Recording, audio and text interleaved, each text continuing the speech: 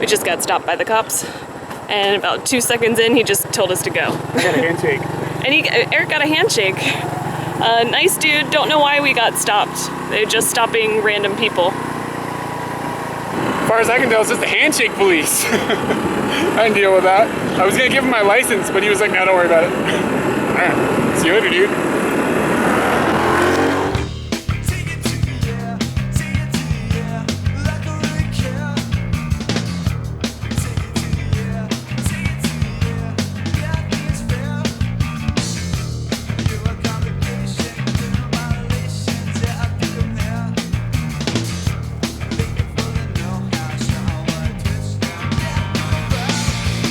As we drive out of that area with all the wildlife and the orangutans and the monkeys and all those amazing birds and everything, and seeing the difference in the landscape because of people having basically deforested the entire area, replacing it all with palm oil plantations, it's kind of like, it's kind of freaky, man. It's like all those animals and everything are like in this little corner now. And a great majority of what we've seen driving through the landscape of Malaysia, or this part of Malaysia anyways, has been palm oil plantations. And this is miles and miles and miles and miles of them. And it's kind of like, what, you know what I mean? Like, I don't mean to be a bummer, but like, what about all those animals? What's gonna happen? How does this work? Oh, I got distracted because cars are driving by. We pulled off the main road with all the palm plantations and down another road to come to a little cave that we're at now, and immediately it's like a protected area around the cave, so you're back into normal jungle and rainforest and stuff, and the temperature just like plummets. It gets so much cooler here than it is out there, and it's obviously been raining around here and stuff as well, where it wasn't raining out in the palm plantations. My point is that it's a really, really, really evident like sign of like human beings changing the planet, and it's just like right there in front of us. And I don't know if I've ever seen this strong of a signal of that, but like you drive like 100 meters off the road into the forest and the temperature is like 5 degrees cooler. It's crazy. This is the Gomantong caves, and the only thing that I can really say is that I've got a fear factor vibe about it. Fear factor in the sense of smell, feel, and creepy crawlies. I've heard that there are cockroaches galore in here because there is so much bat poop. So much bat poop, and bird poop as well. This is one of the largest areas for edible bird nests. I just said edible bird nests, not edible birds. You gotta get to the next word, nests. So these birds make a specific kind of nest and people eat it. I've never had it, never been offered it, don't know where to buy it. Well, I had that bird nest drink, remember that? It was pretty good. Maybe that was fire, man. Yeah. Ah, that makes sense now. I just thought they were making up words, but maybe not. So we're gonna see some birds, we're gonna see some bats, I think we're gonna see some cockroaches for sure. And we're a little bit worried about the first note on this sign, wear suitable shoes. The internet told me that I should have shoes on. I have brought these. We'll be alright. These are the only things we have, and I asked the people at the hotel we were just at, and I saw people getting ready to come here from that hotel, and they had on rubber boots. But I just saw a kid come out and he's got on flip-flops, and his feet look pretty clean, so maybe they've kind of gotten the message here at this cave that they needed to clean things up a little bit. I hope it's not too clean. I'm here for the bat poop. Yeah, so next one is to bring a torch. We are well prepared, surprisingly. Seek advice and an explanation. I actually like being promoted to do that. Wear suitable clothing. Oh, we forgot our raincoats. Do you want to go get raincoats? No. They're not bringing them. It says during a rainy day. It's not raining. Okay. Be careful entering when it's raining. If it's raining, we don't care. During harvesting, is it harvesting season for the bird nests? Don't climb up on the equipment. I got it. Don't be a jerk. Right. Don't be a jerk. Let's do this. All right. Good shoes, nice lights. Don't be a jerk. All right, good. Uh-oh, there's a slight incline on this ramp. Is Katie gonna make it, or? I made it. My legs are feeling better. It's the down that's hard. Oh yeah? Like, you don't bend down and put all your body weight on your muscles going in a down motion in a regular basis. Like, I go to work, I sit in a chair, I do some computing. I don't like work out this part of my thigh. All right, Grandma. This orangutan is really, really close to us. Like, there, I've zoomed all the way out. Like, he's right there. He's like, I don't know, 5 meters away. Where's the fur? I do most of the planning, and Eric always has like expectations and thoughts and what he would like to see. And he said he wanted to see an orangutan, and this morning we've seen like 10. maybe close to 10. Trip done. Like, if I can meet his expectation for what he was really excited about, I just sit there and feel pretty darn good.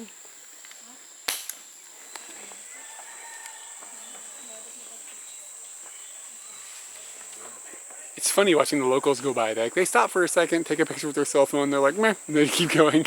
And I'm just like, I can't believe what I'm seeing. I just want to point out, we are not at a zoo. We are not at an attraction for monkeys. We are in this dude's home, like this little monkey's home. He's free. He is nobody's bitch. He lives here. He likes it here. He hangs out here, and we be up in his neighborhood, and that's insane. That's the most accurate hangout I've ever heard. Exactly. You bust up through the orangutan jungle, and it breaks out into this little open area in front of the cave. Up above the cave, like in some cliffs, it looks like there's some people's houses like living on the side of the cliff. Pretty crazy. I wonder if they've taken a cue from the birds' nests. Inside this cave, there's definitely like an ecosystem going on. I'm assuming that the bats probably eat several of the types of insects that are going on in this area.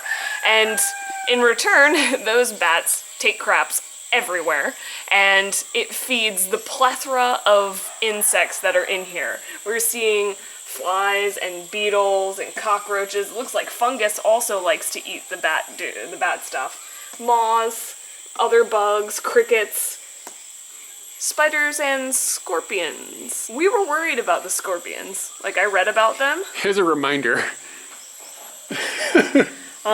We asked like our tour guide, are there scorpions? He said no, not our tour guide for here, our tour guide for the last thing that we did, like our boat guy. We asked the boat guy about the caves. He said don't worry about it, but I have a feeling like scorpions are more scared of the thousands of people that are going through here and they're probably hiding. And in case you're wondering what's on top of the food chain, this guy down here, sure. So I hope he's on top, because if he's on bottom, we got a problem. But what's a shrew? Isn't it like some sort of weasel or something? It's a little small bird. No, isn't it a weasel? I thought it was a little bird. We're gonna need Google, dude. Yep. We're at the opening of the cave. This is supposed to be the biggest cave here in Sabah, and it's probably also the smelliest. I think with size, also smelly goes up too. The bat dung is starting to come out here. We smelled it kind of over there, and it's right in our face now. It smells grassy. I don't know. Yeah, it's not terrible. horrible. It's funky, but not terrible. So far that fear factor, the smell fear factor, not too bad. The creepy crawly is still waiting for us. Oh, a shrew is a little mouse. I thought it was a bird. Not just above me. I'm actually standing maybe 4 or 5 feet away from a pile of a lot of poop. There are bats and birds, and just they're swarming in the ceiling of this cave, and the sound is like vibracious. It might be if you heard that while you were dying, you're not having a good death. It's a pretty like terror. It's like what I can't equate it to anything other than that's not good. But it's a really creepy sound. I didn't know we were going fear factor sound, but yeah, that's really, really creepy. It's kind of like those hissing cockroaches. Like if I didn't look up there, I might think this room is filled with them. But I know it's bats and birds. Maybe and it is. Oh yeah, I haven't seen a cockroach yet. Gonna find one. Take it home. It can be friends with the other cockroaches in the building. I don't want them to poop in my hair. He's a sassy pirate. Shut up, man. I just look good.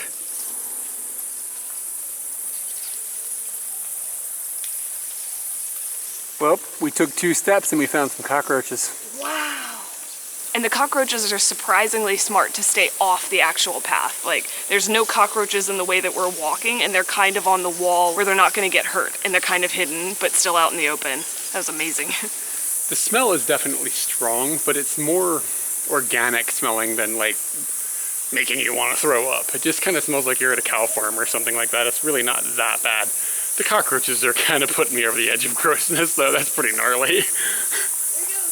You can see the difference between the path and the not path. That's just solid poo going all the way up there. I'm glad somebody's bringing a snowblower in here and cleaning this path off for us. We've been so interested in looking down during this, we haven't bothered to look up, but up is pretty amazing as well. You can see some bats floating around, and you can just see the openings through the cave and everything.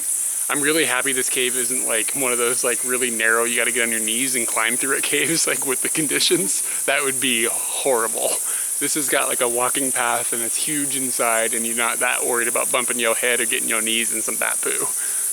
Normally, if people have carved their names and stuff into a wall like this, I'm pretty disappointed. But in this case, I'm just impressed that they were willing to touch the walls.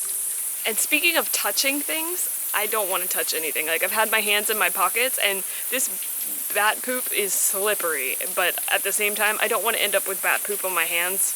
So I have been trying to keep my hands in my pockets and not fall down, which is very hard for me. I fall down. Like, that's just normal for me. I had to tell the rock climbing people, I'm good. This is just what's going to happen. I'm going to fall down. Not on the mountain. Anywho, there is an older woman here, and she has to hold the banister. Could you please show the banister? It's not that bad here. Just keep going. Yeah, that's moving. Nah, this is an activity that if I had to hold the banister to come here, I would not come here. You bring some gloves. Or I'd bring some gloves. Yeah. Like, somebody should have been like, Grandma, we're going to this place. We want you to have clean hands. Here's some gloves. Or a plastic bag or something. Nobody should be letting Grandma do that. Grandma's gonna get in the car. Grandma's gonna touch everything. Come on, Grandma. We were in the cave for like, I don't know, 10 minutes or something, and it's about time to get out of there. It started to kind of gross me out a little bit. Yeah, I sat there thinking like fear factor. Have somebody, you go there, you give them a bucket of fried chicken and they have to eat the fried chicken in there. That's pretty terrible. Or how about a bucket of fried cockroaches? Okay, well, I mean, we could step it up. I would say even just trying to down just chicken in there would be pretty hard. Yeah, at first you're like, oh, it's not bad, and then you're like, oh, it's pretty gross, and the cockroaches, and it becomes overwhelming. And then on the way out, oh, we saw a bunch of little crabs. That was cute. Yeah, the little crabs were cute. Crabs are good. I saw some of them fighting, and I just want to report that I've seen Grandma's hand, and Grandma's hand is funky. Was it as funky as the cockroach eating the dead bat? No. That was pretty nasty, man. Was it a bat or a bird? It was a bat. Oh, God. Yeah, it was pretty gross. Yeah. Yeah. So that was a very funky moment. Yeah. That's the most funky you can get in Saba, I want to say. It was pretty cool experience. Yeah. I think if this is the place that cockroaches, like from other places, talk about as being like nirvana. Vegas. Yeah, Vegas. Yeah, like this is where you go. And You don't even know. We were just talking about as we were walking down this little railway here. The orangutan, we came here, we're in his home, and I sat there, we're in the cockroach's home there. Yeah, is that's the cockroach's home, and I was just watching them do their thing. I was kind of fascinated about them. They come to my home, and I am furious, but I come to their home, and I respect them. You cross the path in front of me, you're doing your thing, I will wait for you. I have never done that for I was really cockroach. making sure I wasn't stepping on them. Yeah, it's really strange. Oh, and on the way out, we saw another orangutan, and it was just like sitting in a branch having a munch. This is unbelievable. Yeah. Morning breakfast.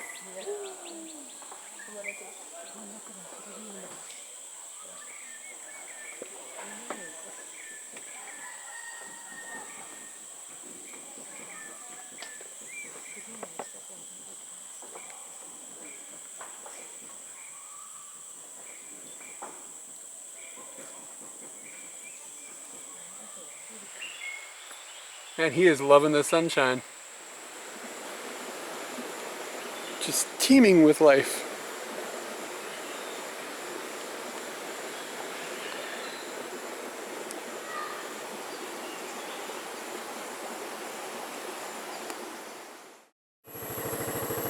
Seriously, teeming with life. Just on the side of the road, monkey man hanging out.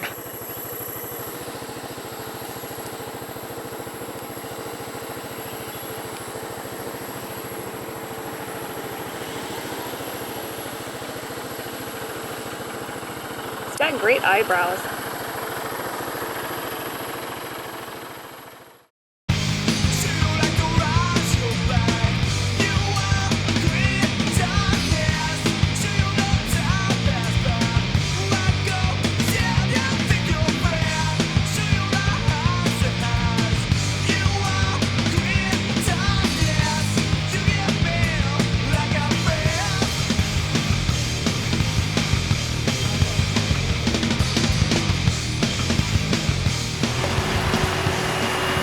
So what's going on? We've come to a gas station to fill up, and we pulled up this pump, like a real gas station, not just a bottle. We pulled up the pump and the dude was like, finished. Like, we don't got no fuel, son.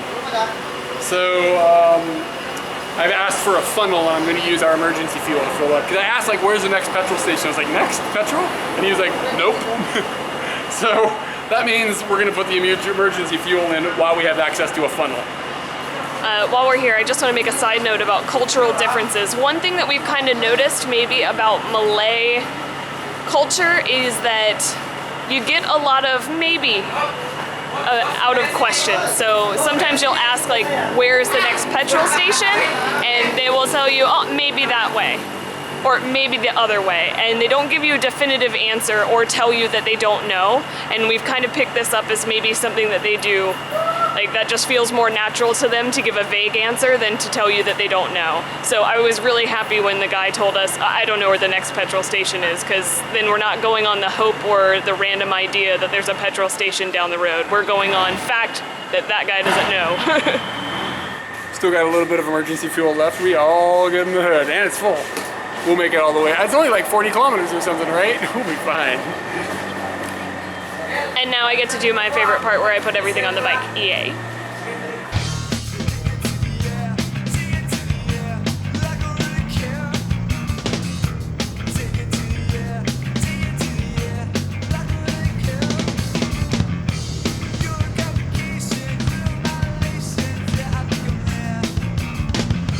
Yesterday on our ride into the jungle area that we went and saw the animals, we passed all the palm plantations, and on the way in I was just bored.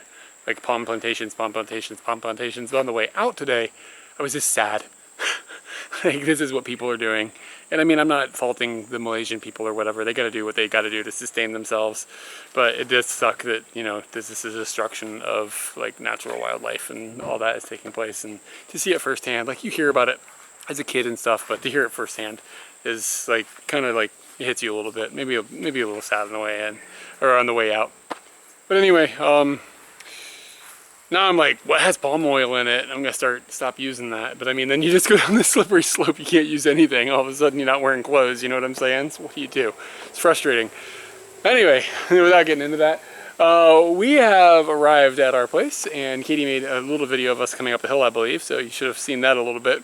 And I can show you that this is part of it. So it looks kind of dingy, but then when you pan up, look at that, all these trees. It's just amazing. So we are definitely not in a palm oil plantation, which is nice. And I think now we'll show you the room. And keep in mind, I think Katie said this is like $30 USD per night. So this is our little area. There's a whole bunch of these little cabins and stuff. And we are staying in the first one here, which is this guy. And I said that the last time we stayed in a cabin, I was like, hey, this is probably the best cabin I've ever stayed in. I don't know, we might have something running for its money. So we are in A1. I'm gonna knock on the door here. Hello.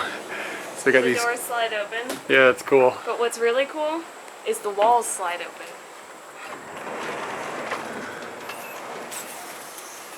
That's amazing. Yeah, so you can get a really nice breeze going through, or just like strut around, do your nudist thing, whatever you want. I saw some of that last night. And the bed is pretty amazing looking. Like, I've, you know, ever since we stayed at that place that was a 5-star mattress, all the mattresses since have been really, really good. And this one looks like it's gonna be just fine.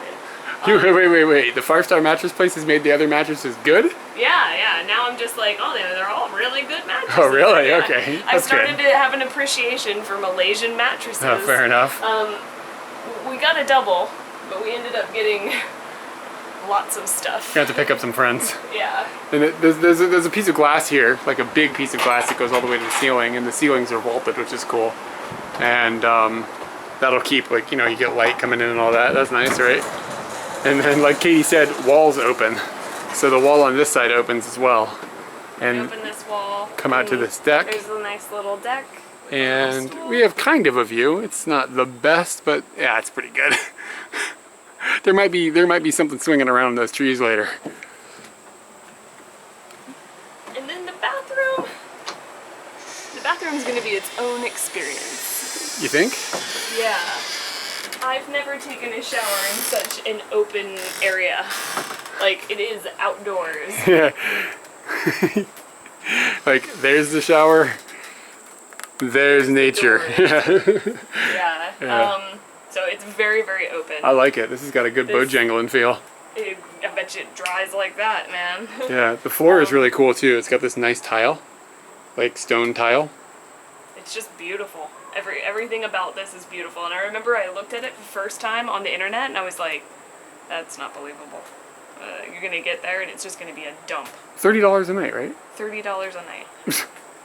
$35 a night. Okay. Oh, big spender. Yeah. So I'm blown away. This is really, really nice and cool and an experience in just itself. So I picked a good one. You did. Let's get out of I here. already got a high five about it, so. You want another one? Yeah. Let's get out of here, man. Okay. It's very weird that earlier Eric and I were talking about what's a shrew, and one just scampered by, and I was telling him earlier, oh, I think it's a bird. I'm still, like, shocked at myself. Like, I'm pretty sure it's a bird. But we looked it up on the internet, and it was some sort of, like, mouse thing, and I think one just ran by. It's been quite a while since we've eaten anything, so we just hit this like roadside place. It said roadie on the inside, but when we came in, it doesn't seem like they have any roadie stuff. So I was like, do you have any food? And she's like, I got chicken rice. And I was like, do it. So they've given me a chicken rice that is like in a dark sauce, which is sort of not typical. Usually the sauces are on the side and then you dip the chicken in yourself, but they put it on for me. Let's see what we got. Cold chicken. Good flavor. There's no spice to it, the way that you usually get with the sauces from chicken rice, but it's a wholesome, good flavor, so I'm not upset. I'm just happy to have anything at all at this point. This place seems like it's a half restaurant, half bakery type thing. So I ended up going over to the bakery just to see what I could find, and I ended up with two things that I am quite excited about. They told me that chicken curry is inside of this one, so I feel I already kind of know what to expect. But this is shang yuk in a bun. I don't know what shang yuk is at all. I chose the one that I didn't know for that purpose. So I'm just gonna bite right into it. The paper on these always freaks me out. So the bun is like a Chinese dumpling bun. Looks really soft, right? Is it pork? It seems kind of like your normal nikuman, like your normal pork bun. Which is strange. We haven't had pork in a while. I think there's also yolk, and I think yuck means yolk, maybe. I don't know. Maybe Just making a guess. Maybe you got some pig eggs up in there. Pig eggs, yeah. Standard, it's regular flavor, nothing offensive, but nothing exciting. Since that's the case, I might as well just bite into this. The way this one is packaged with this leaf around it is kind of cool. Yeah, it's quite buttery. And curry on the inside. Looks alright. Nice little puff. Kind of looks like an octopus to me in this shape. Both are very good. Eric's food looks exciting, but I'm glad that I get to experience both. The theme of fear for today, not like the joking kind, like the real kind, is continuing. We've come to Sandakan. And Sandakan was the location of a POW camp during World War II. It housed Australian men and British men that were brought from various parts of the world during World War II. They had been captured in other parts of the world and they were brought here to build an airstrip. And over the course of many years, they built the airstrip. And then once the airstrip was built and attacked, and it was imminent that the war was coming to, or at least the war here was coming to an end, and that the Japanese were going to be sacked, the Japanese forced the POWs on marches from here to Renau, and Renau is about 260 kilometers away. About 1,000 people took this trek, and less than half of them made it there. And once they got there, even more of them died. In the end, only 6 people survived, and in the beginning there were over 2,000. And we just spent like an hour going through the memorial here. We're at a park in the actual POW camp, which they have made gorgeous in a way that really, like, you can't even imagine that there was something here that was so tragic. And we just spent about an hour learning about the situation. All the information that they had inside was pretty eye-opening and just tragic. That's really all I can say.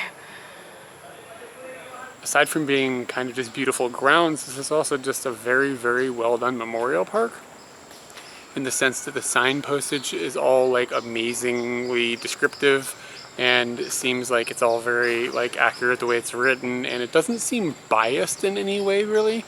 Of course, in this particular instance, the Japanese were the enemies, and they're talking about things that the Japanese were doing that were like, you know, unbelievably bad, like war crimes and stuff. But it seems painted accurately, as opposed to painted angrily, I guess is all I'm trying to say. I mean, they're giving you the facts, and facts are bad.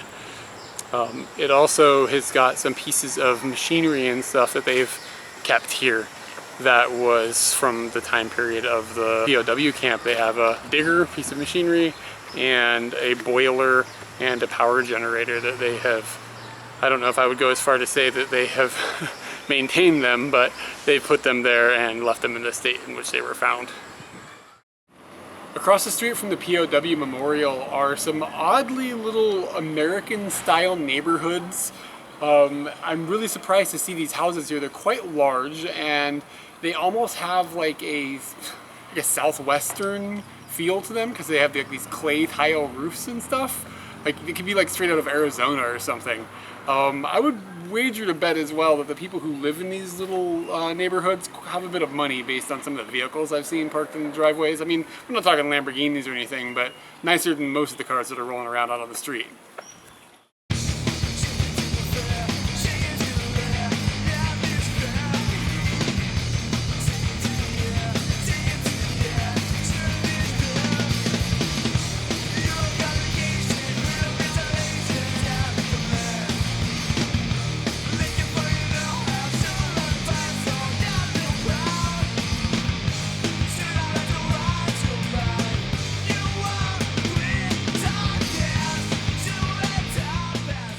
We've come across town to an area where it seems like they have a bunch of foreign cemeteries. So there is a Chinese cemetery, there's a Japanese cemetery, and There's a Hindu and Sikh cremation. Sikh, cremation area. And there's a lot of Christian gravestones as well that are all mixed in. I'm not sure if these are Chinese Christians or if there's Christians from other parts of the world, but it seems a bit like the Christian markings and the Chinese cemetery gravestones are all sort of like splurged into the same area. So I kind of think they might be Chinese Christians. We think these cemeteries are old, like pre-World War II. And do you remember what they said about the Chinese cemetery? I know the Japanese cemetery, it said that it was like a cemetery for Japanese prostitutes from the 1800s, which is, I guess there was that was going on back then. And there are a lot of Chinese people that have historically lived down in this area, so maybe it's just for people who were living down here or whatever back in the day. They just had, a place to be. And the grounds are quite interesting, because as you can see, they're built into the hills and stuff, and it's just sort of swallowed by the jungle. On the other side, it's sitting with an overlook to the bay. So there's like boats and stuff going on in the ocean, and you can see those just from the top of this little hill that all this is constructed up on. It's getting a little dark. It might rain, and we're trekking in through a bunch of cemeteries. So it's a little bit on the spooky side. Some of the headstones are quite old, that's very obvious, but some of them are like not that old at all. I just saw one that said the death date was 1990. So I guess at some point relatively recently, at least in my lifetime, they've still been burying people up here. And look, we just walked up on the Japanese cemetery. Something that's got me a little bit intrigued is Japanese cemeteries in Japan have got a distinct look, and often entire families are cremated and then their remains are placed in these like kind of like a tomb looking thing. And I'm just curious as to like if this was a cemetery for prostitutes, as I feel weird even saying that, but that's what we read in our guidebook. If that's what this is, then typically you wouldn't expect entire families to be located here. So what kind of gravestones are we going to be finding? This is definitely a bit of a creepy moment. We've just come down like this little area where there's hardly any room to step. There's just brush to the sides and just a little on the creepy vibe. We've come to the Japanese cemetery, and what I read is that a madame that used to run a large brothel here founded this cemetery, and I'm curious to know why she founded this cemetery. Maybe prostitutes weren't buried properly or treated properly or things like that, and so she decided that she would make a burial ground for everyone. And at one point, hundreds of prostitutes were buried in these grounds. Now, more and more people are here. It isn't just prostitutes, it's families, it's Japanese people of all different ways and means.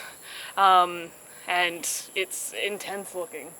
It's crazy how unkept it is. Yeah. I assume they're not burying people here anymore, because it's really unkept. Well, it said in 1989 they had a memorial or something was placed. A memorial was made to the Japanese in World War II that died. Yeah, the soldiers that died. So yeah. But gonna go to the top, see what's what, get out of here before dark. That's a good These are plan. my important things to do. And the birds in the area are quite an interesting spectacle, like little spirits floating around. The gravestones here are somewhat Japanese feeling, but there's something different about them. I can't quite put my finger on what it is. I've only seen a couple of them with more than one person entombed within it. Maybe that's what the difference is, that they're just smaller because there's like only one person there, or just smaller because it's hard to get a Japanese tomb all the way down to Malaysia. This, as far as we can tell, is kind of the far corners of this series of cemeteries, and when you look back over it from this perspective, it's kind of unbelievable to think that there's cemeteries down in there. We aren't experts on Japanese funeral traditions, but in modern day Japan, we're under the impression that a majority of people are cremated and then the ashes are placed within the tomb, and then families can also be put into the same tomb and so forth. Here it seems like there may actually be some full body burials that have taken place just based on the shape of the grave, and that is a pretty big difference from what we've seen with like Japanese style cemeteries in actual Japan. They're also missing these long sticks that they tend to put in the front of the tombs in Japan, that I believe like read names and things like that on them. And I don't know if that's a tradition difference or if it's just there's nobody here to maintain that type of thing, because it would deteriorate over time. So there definitely are some differences between this graveyard and Japanese graveyards that we've been through in Japan. As little as we know about the Japanese burial procedures, we know even less about like Chinese cemeteries and the traditions that they use. So I'm just taking a wild guess here. Perhaps this Japanese cemetery is being done similarly in style to the Chinese cemetery. And it could just be because like that's what they had access to for materials and like, you know, people that make graveyard stuff and all that. And they just had that at their disposal, so that's kind of what they went with. I don't really know if anybody there watching this knows a lot about how the Japanese buried their dead in Borneo in the 1800s and can enlighten me. Let me know. I'd love to hear a little more about it.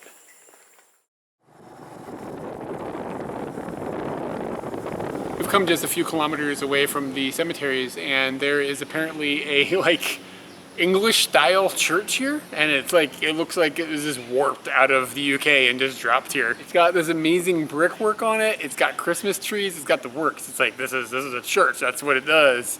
And it really sticks out among the other architecture in the area. It has some amazing looking stained glass on it, but it's a bit too dark to really get a good look at it right now. But I bet during the day when the sun is up on the inside, the stained glass is pretty impressive. I saw lots of signs for Pizza Hut, and I sat there thinking to myself, they probably have something strange at Pizza Hut.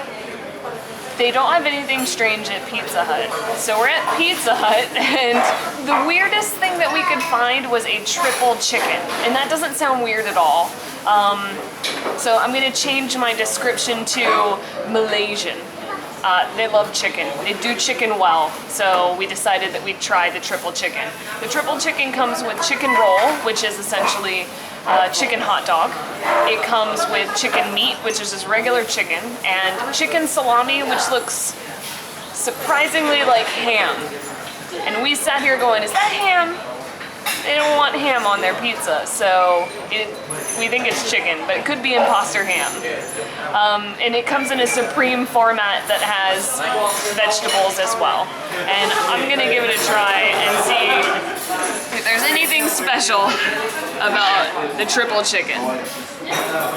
We got the personal pan size.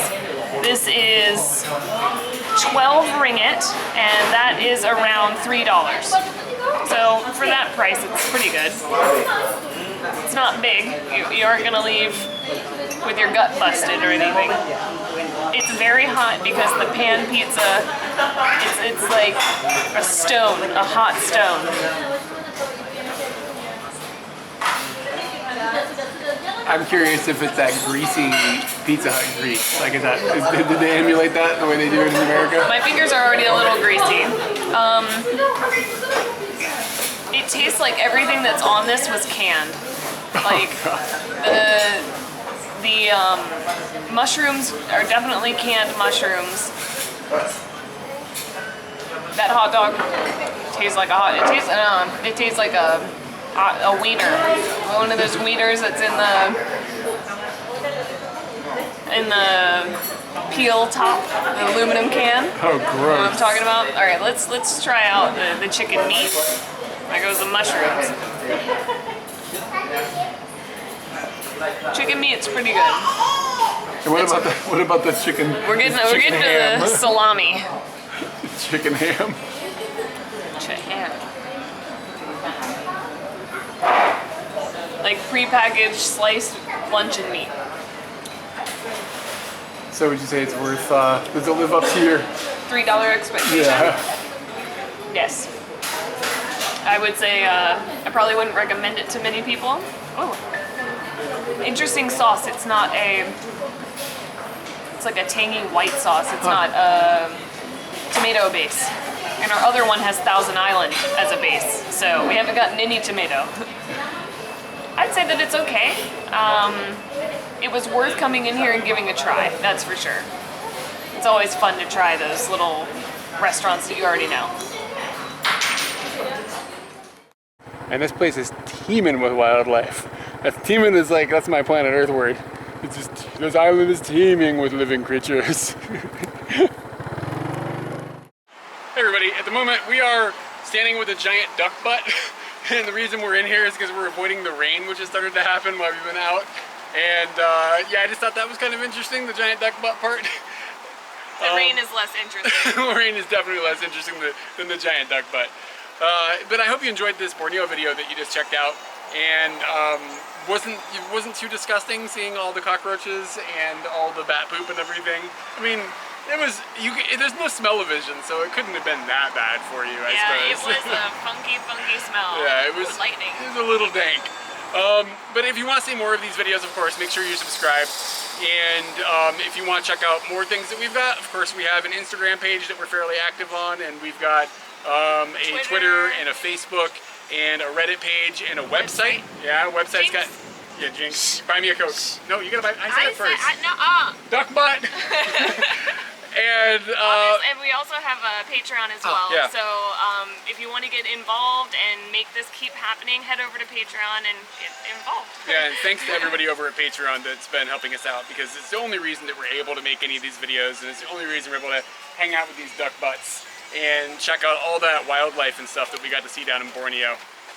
Things that are coming are more Hong Kong episodes, more Borneo videos. We shot a new series in Japan just the last weekend, and that will be coming in the not super soon future, but it will be coming. Ibaraki, yeah, we went up to Ibaraki and shot a bunch there. It was really fun. So anyway, I just hope everybody sticks around, gets a chance to check all that stuff out, and yeah, I ran out of words to say, so bye.